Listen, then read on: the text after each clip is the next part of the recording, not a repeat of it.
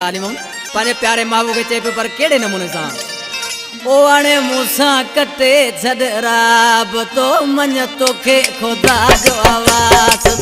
आने मूसा कटे छडराब तो मन तोखे खुदा जो आवाज तो तू बेजो थी वे आने प्यारा किते याद वधई मुंह पारा तू बेजो थी वे आने प्यारा किते याद वधई मुंह पारा कर पंहिंजे ज़मीर ते ज़ाब तो मन तोखे खुदा जो आवाज़ तो हाणे मूंसां कटे छॾराब तो मन तोखे खुदा जो आवाज़ तो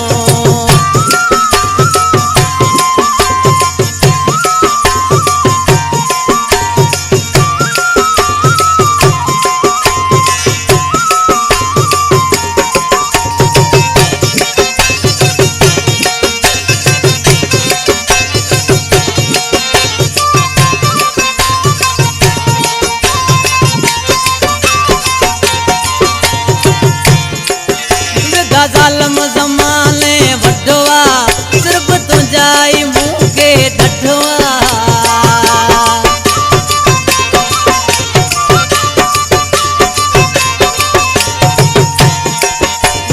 ज़ालम ज़माने वढवा सिर्फ तुंहिंजा ई मूं खे ॾठवा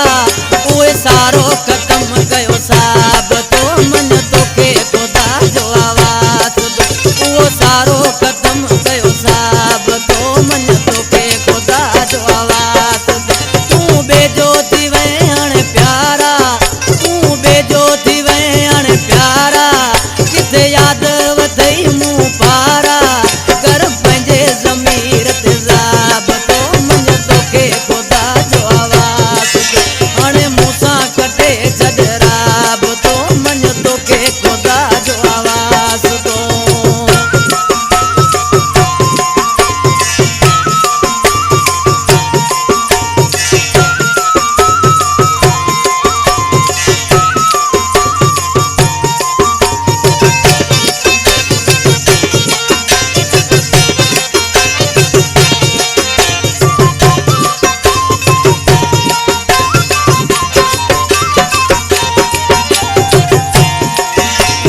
गुज़री वियो जानी माज़ी कटे तूं ऐं हराई मूं बाज़ी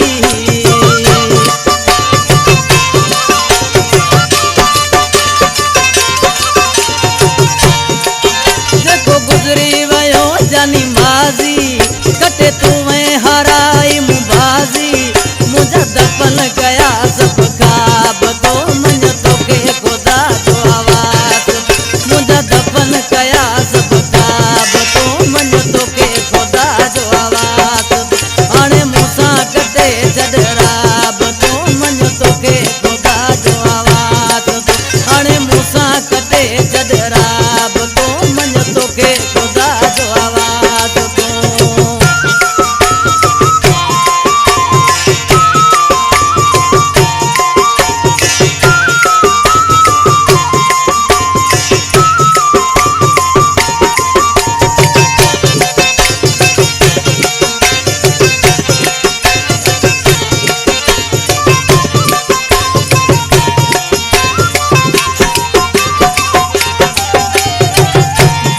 शायरा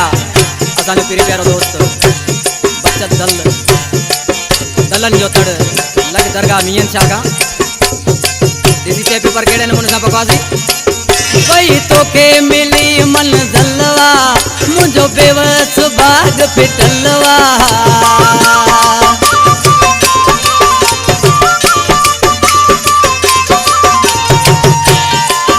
वही तोखे मिली मन जलवा मुंहिंजो बेवस ही भाग फिटलवा रखी बचल जी नाकाब तो मन तोखे खुदा जो आवाज़ रखी बचल जी नाकाब तो मन तोखे खुदा जो आवाज़ तू बेजो थी वे हाणे प्यारा किथे यादि वधई मुंह पारा तू बेजो